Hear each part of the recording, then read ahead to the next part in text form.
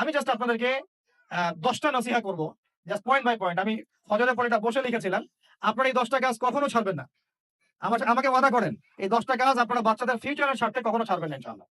তো আমার 10টা নসিহত হচ্ছে, ১, যে আমাদের বাচ্চাদেরকে ওদের লক্ষ্যটাকে স্থির করাবেন। ওদের জীবনের লক্ষ্যটাকে ১ নাম্বার। ওদের জীবনের লক্ষ্য হবে জান্নাত। এবং আমাদের বরেণ্য যে মানে সিংহ পুরুষরা আছেন উম্মার, ওদেরকে চিনাই দিবেন। ওদের মতো ওদেরকে হতে বলবেন।